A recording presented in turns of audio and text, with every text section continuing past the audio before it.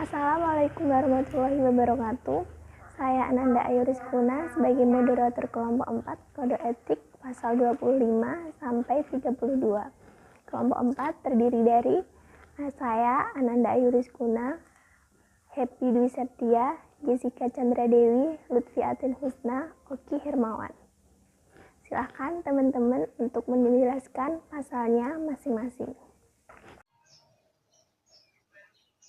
Assalamualaikum warahmatullahi wabarakatuh. Saya Oki Hermawan. Di sini saya akan menjelaskan tentang pasal 25, yaitu mendiskusikan batasan kerahasiaan data kepada pengguna layanan psikologi. Yang pertama adalah psikolog dan atau ilmuwan psikologi membicarakan informasi kerahasiaan data dalam rangka konsultasi ataupun konseling. Dan dalam hal ini, seorang psikolog ataupun ilmuwan psikologi bersikap profesional. Dan dari hasil pemberian layanan ini dapat digunakan untuk tujuan yang ilmiah atau profesional. Yang kedua, psikolog dan ataupun ilmuwan psikologi dalam melaksanakan tugasnya ini harus berusaha untuk tidak mengganggu kehidupan pribadi pengguna layanan psikologi. Kalaupun diperlukan, harus diusahakan seminimal mungkin.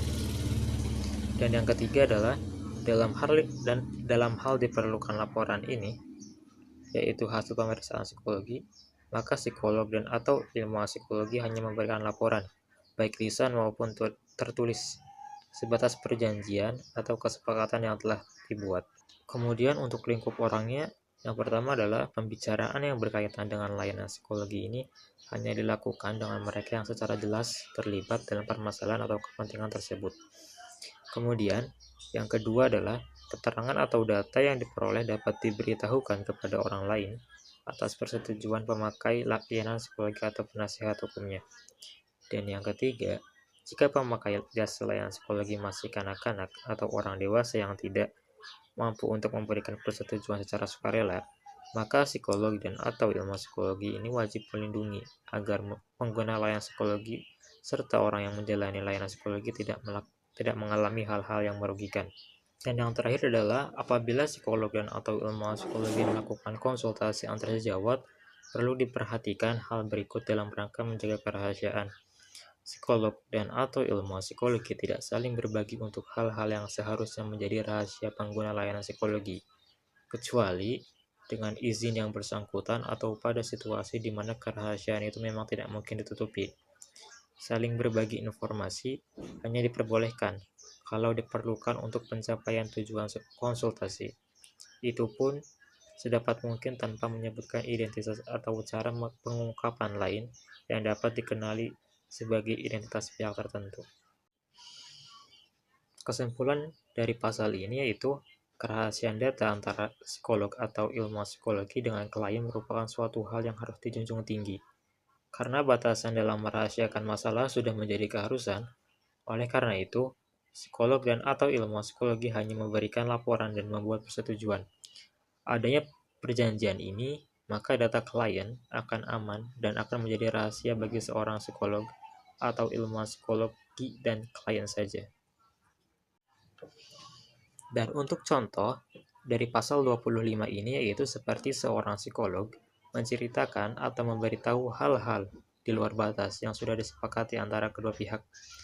Hal ini melanggar salah satu dari poin dalam pasal 25 yaitu poin C. Kemudian, contoh lainnya yaitu seorang psikolog yang dengan sengaja memaksa dan mengganggu hal-hal yang cakupannya merupakan kehidupan pribadi pengguna layanan. Hal ini jelas melanggar salah satu poin dalam pasal 25 yaitu poin B. Mungkin itu saja yang dapat saya jelaskan. Kemudian untuk pasal 26 akan disampaikan oleh Jessica. Terima kasih. Pasal 26 membahas tentang pengungkapan kerahasiaan data. Dalam pasal 26 terdapat beberapa ayat.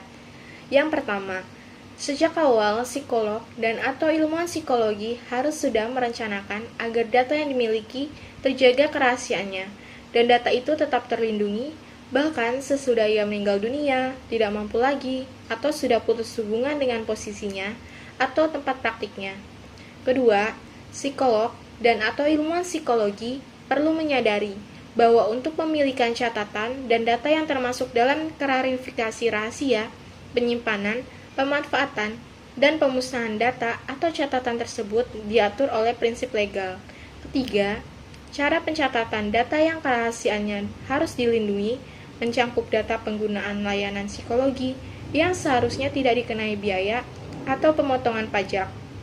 Dalam hal ini, pencatatan atau pemotongan pajak mengikuti aturan sesuai hukum yang berlaku. 4.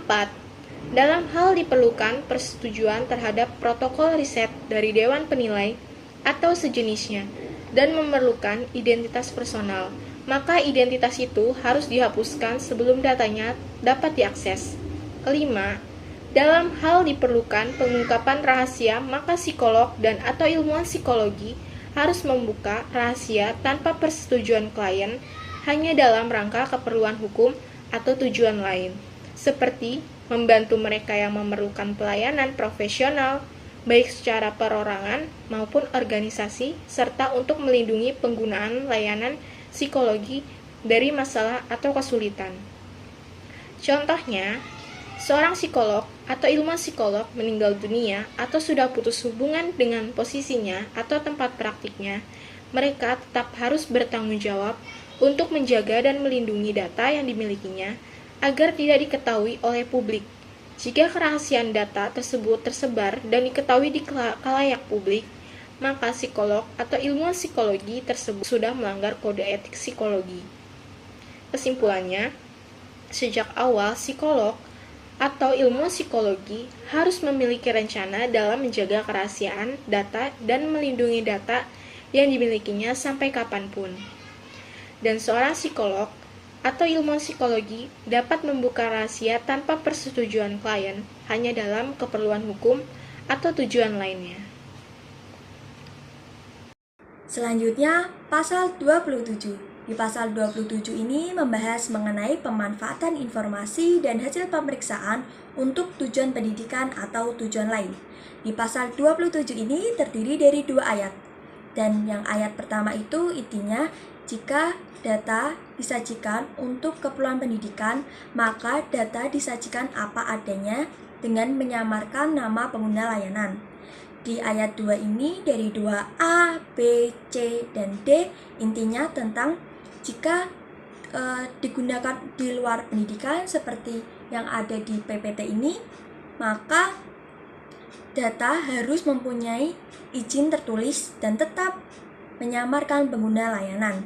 Di bidang hukum sendiri, data disajikan secara detail tetapi tetap menyamarkan pengguna layanan baik untuk penggunaan penelitian, penulisan, atau bahan kajian ilmiah lainnya. Nah, selanjutnya kita akan melihat nih contoh kasus pelanggaran kode etik pasal 27.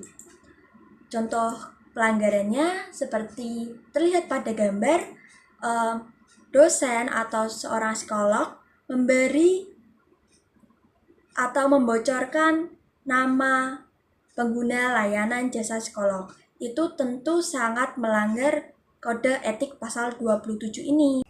Bab 6, iklan dan pernyataan publik pasal 28, pertanggungjawaban. Dengan garis besar, iklan dan pernyataan publik yang dimaksud dalam pasal ini berhubungan dengan jasa atau produk publikasi profesional psikolog atau ilmuwan psikologi di bidang psikologi. Poin 1.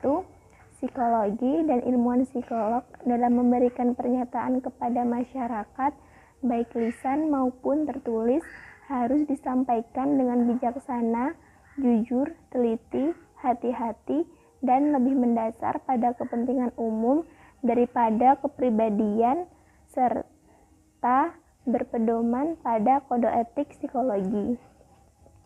Poin 2. Psikologi atau ilmuwan psikologi dalam pernyataan yang dibuat harus menyertakan gelar dan identitas keahliannya dengan bukti-bukti yang nyata. Poin 3. Psikologi dan ilmuwan psikologi tidak membuat pernyataan palsu. Kesimpulan dari pasal 28 yaitu seorang psikologi atau ilmuwan psikologi harus jujur dan profesional serta bekerja sesuai kompetensinya dan sesuai etika yang sudah ada demi kebaikan bersama dirinya sendiri dan masyarakat. Contoh kasus 28 adalah Pak Jono, seorang sarjana psikologi yang bekerja di Biro Psikologi di daerah Ngawi. Tapi karena suatu hal, Pak Jono harus pindah ke Madiun dan resign dari pekerjaannya. Ketika tinggal di daerah Madiun, Pak Jono dikenal sebagai seorang yang mengerti ilmu psikolog, karena dulunya beliau adalah pegawai di Biro Psikologi. Orang-orang di sekitar Pak Jono seringkali meminta bantuan kepadanya dengan seperlunya tanpa melakukan hal-hal yang bersifat formal, dan bahkan Pak Jono tidak memasang tarif apapun. Karena sudah beberapa kali mencari pekerjaan, tetapi Pak Jono belum mendapatkan sesuai passionnya, beliau mulai memperhatikan pamornya di lingkungannya. Dan ia berpikir apabila ia membuka tempat praktek, maka dengan mudah ia akan mendapatkan klien.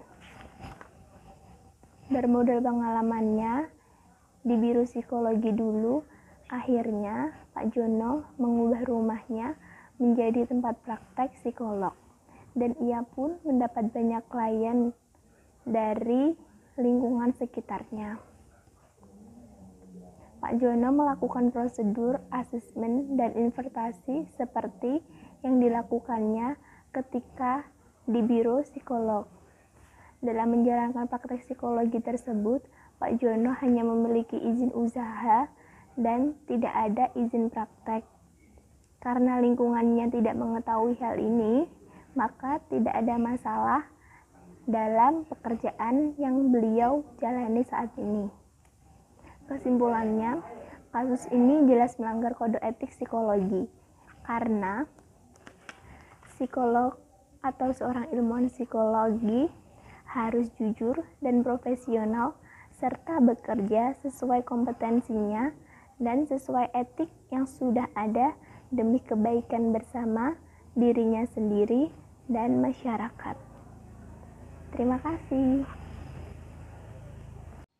Pasal 29 membahas tentang keterlibatan pihak lain terkait pernyataan publik. Dalam pasal 29 terdapat beberapa ayat. Yang pertama, psikolog dan atau ilmuwan psikologi yang melibatkan orang atau pihak lain untuk menciptakan atau menempatkan pernyataan publik yang mempromosikan praktek profesional, hasil penelitian, atau aktivitas yang bersangkutan, tanggung jawab profesional atas pernyataan tersebut tetap berada di tangan psikolog dan atau ilmuwan psikologi. Kedua, psikolog dan atau ilmuwan psikologi berusaha mencegah orang atau pihak lain yang dapat mereka kendalikan, seperti lembaga tempat bekerja, sponsor, penerbit, atau pengelola media, dari membuat pernyataan yang dapat dikategorikan sebagai penipuan berkenaan dengan jasa layanan psikologi. Bila mengetahui adanya pernyataan yang tergolong penipuan atau pemalsuan terhadap karya mereka yang dilakukan orang lain, psikolog dan atau ilmuwan psikologi berusaha untuk menjelaskan kebenarannya.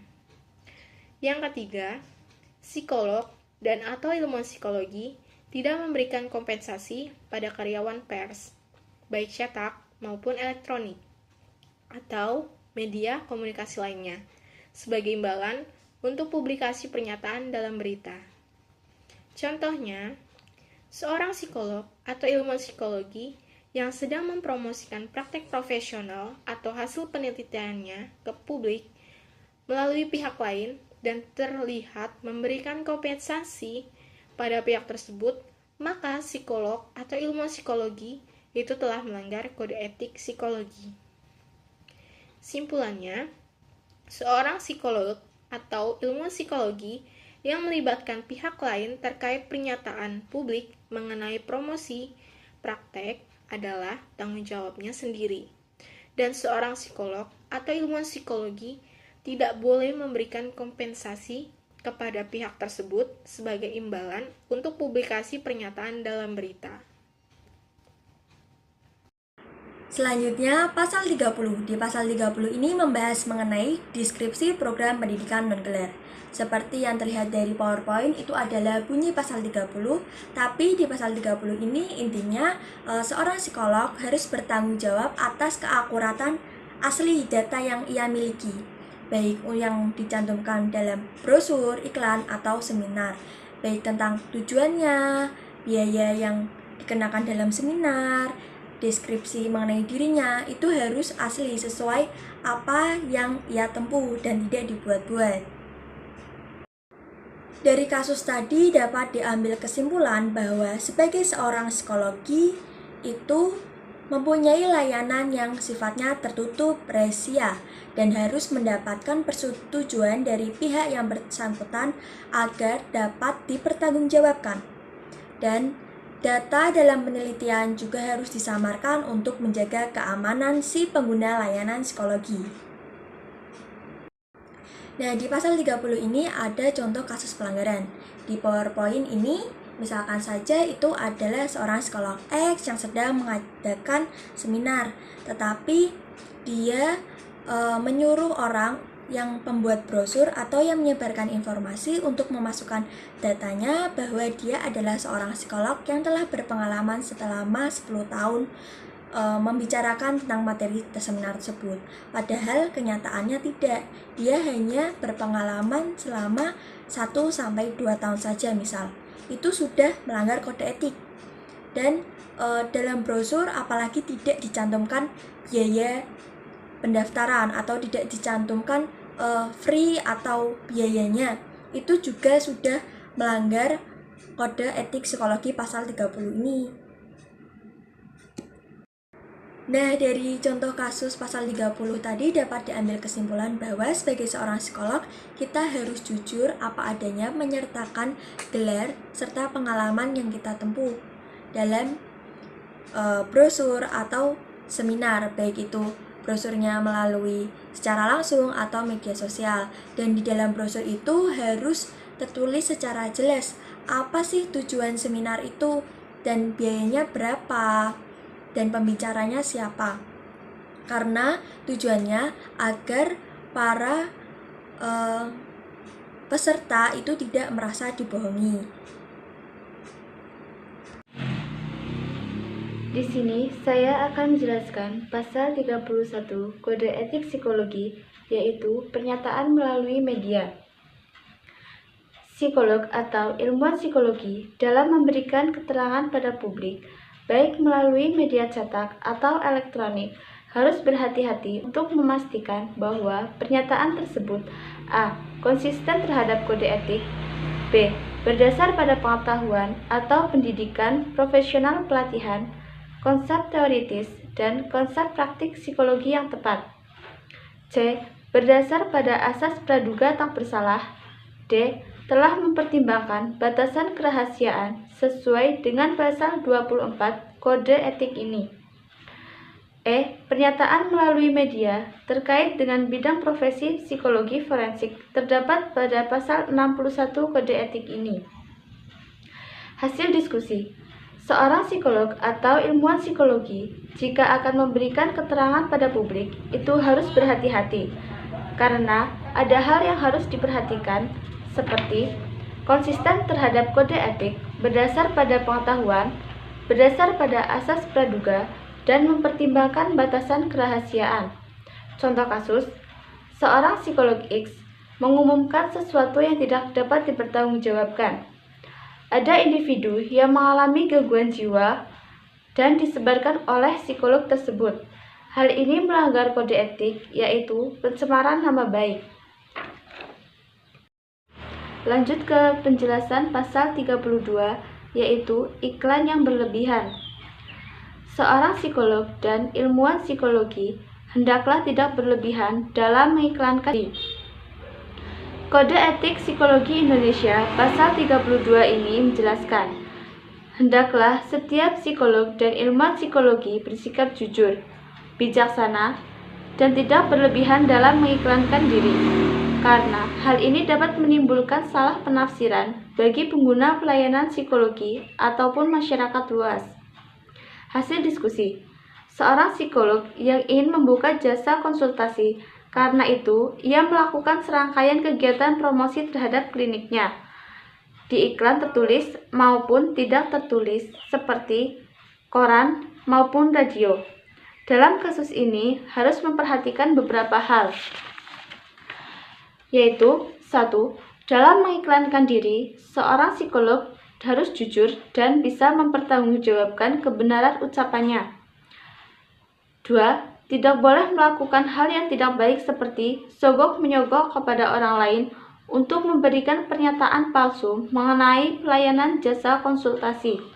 Yang ketiga, seorang psikolog juga hendaklah menjelaskan jenis-jenis training yang ia dapatkan di luar gelar psikolog. Apabila seorang psikolog memalsukan sertifikat training dalam rangka promosi diri dan terlihat hebat, maka sesungguhnya ia sudah melanggar kode etik psikologi. Yang keempat, seorang psikolog hendaklah tidak berlebihan dalam mengiklankan diri, karena hal ini dapat memberikan dampak buruk berupa salah tafsir dari pengguna layanan psikologi ataupun masyarakat umum. Cukup sekian dari kelompok kami. Pastinya banyak kesalahan, mohon maaf. Billahi taufiq wal hidayah.